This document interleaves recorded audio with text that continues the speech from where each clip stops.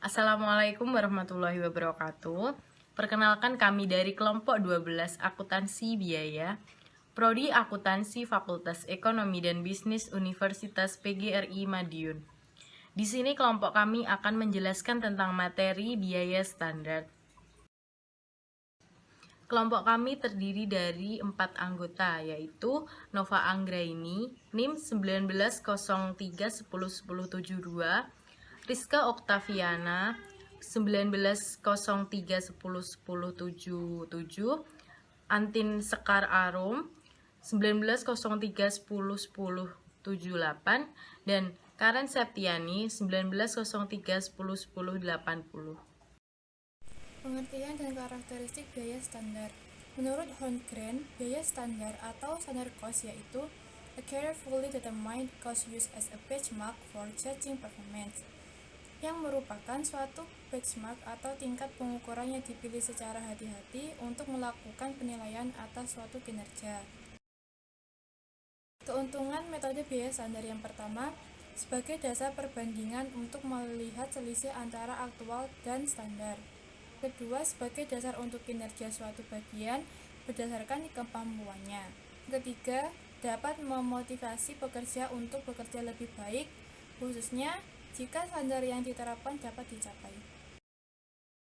Selanjutnya adalah kelemahan.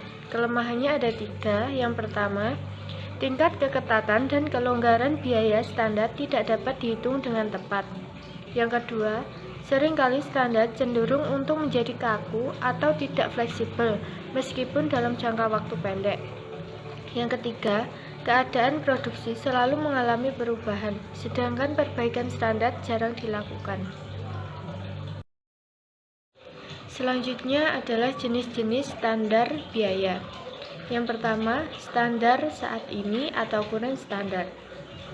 Standar saat ini adalah standar yang ditetapkan hanya untuk jangka pendek tertentu, biasanya 1 tahun. Penetapan standar saat ini mengikuti tingkat produksi yang mungkin dilakukan dalam periode tersebut, dan standar ini dapat dianggap sebagai standar yang paling memadai karena seluruh faktor yang menyebabkan penurunan produksi sudah diperhitungkan. Yang kedua, standar ideal atau ideal standar. Standar ideal adalah standar yang ditetapkan dengan asumsi tingkat efisien yang tinggi. Standar ini merupakan standar di mana diasumsikan semuanya berjalan dengan baik dan efisien.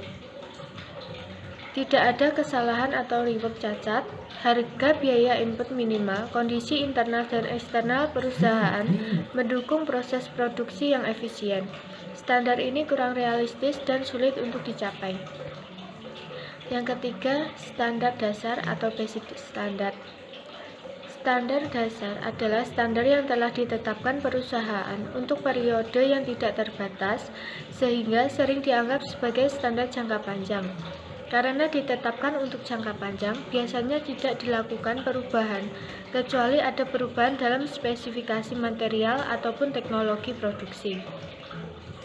Karena proses penyusunannya tidak memperhatikan kondisi yang ada saat ini, mengakibatkan standar ini tidak dapat digunakan untuk menilai kinerja dan benchmark efisiensi.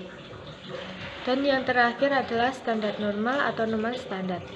Standar normal adalah standar yang ditetapkan dengan mengantisipasi kebutuhan dan perubahan di masa yang akan datang, biasanya adalah satu siklus operasi perusahaan.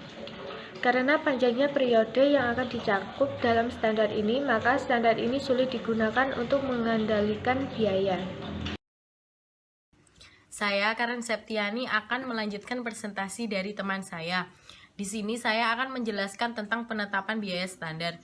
Tahapan penetapan biaya standar sebagai berikut. 1.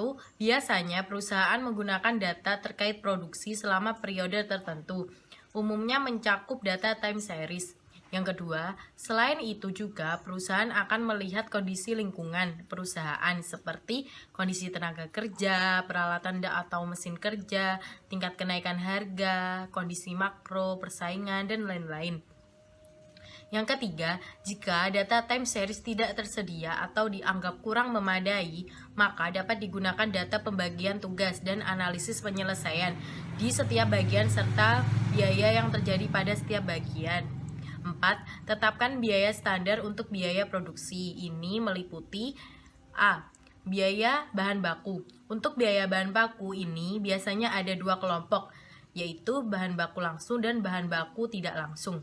Yang kedua, biaya tenaga kerja. Untuk biaya tenaga kerja terbagi dua juga, yaitu biaya tenaga kerja langsung dan biaya tenaga kerja tidak langsung.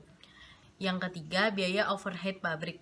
Mengingat banyaknya item biaya overhead, maka untuk penetapan standar biaya overhead pabrik akan dibagi menjadi dua, yaitu biaya overhead pabrik variabel dan biaya overhead pabrik tetap. Terima kasih. Selanjutnya, saya akan menjelaskan mengenai proses pencatatan biaya standar. Yang pertama, pada saat pembelian barang, jurnalnya adalah persediaan barang berada di sebelah debit dan utang dagang berada di sebelah kredit. Selisihnya akan dimasukkan sebagai akun selisih harga bahan baku, sehingga akun ini bisa berposisi sebagai kredit dan sebagai debit. Yang kedua, pada saat pemakaian bahan baku, jurnalnya adalah sebagai berikut: barang dalam proses berada di sebelah debit dan persediaan berada di sebelah kredit. Akun selisih ini nantinya akan dimasukkan sebagai akun selisih pemakaian bahan baku, sehingga nantinya bisa berposisi sebagai debit dan kredit. Yang ketiga, yaitu pada saat pembebanan biaya tenaga kerja langsung. Jurnalnya adalah sebagai berikut: barang dalam proses berada di sebelah debit, gaji dan upah berada di sebelah kredit. Selisihnya akan dimasukkan sebagai akun selisih penggunaan jam tenaga kerja langsung, sehingga akun ini bisa berposisi sebagai debit dan kredit. Yang keempat, pada saat pembebanan biaya overhead pabrik. Jurnalnya adalah sebagai berikut: barang dalam proses berada di sebelah debit dan biaya overhead pabrik yang dibebankan berada di sebelah kredit. Selanjutnya, yang kelima, yaitu pada saat pengeluaran dan pembebanan berfungsi unsur biaya overhead pabrik aktual. Jurnalnya adalah sebagai berikut: biaya overhead pabrik berada di sebelah debit dan berbagai akun atau kas berada di sebelah kredit. Yang terakhir atau yang keenam, pada saat pencatatan over atau under applied, jurnalnya adalah sebagai berikut: biaya overhead pabrik yang dibebankan berada di sebelah debit dan biaya overhead pabrik di sebelah kredit. Selisihnya yang merupakan biaya overhead pabrik yang kurang atau lebih dibebankan dimasukkan sebagai akun selisih overhead, sehingga akun ini bisa berposisi sebagai debit atau kredit. Sekian dari presentasi kelompok kami. Apabila ada kurang kata atau salah dalam pengucapan, kami mohon maaf. Akhir kata, wassalamualaikum warahmatullahi wabarakatuh.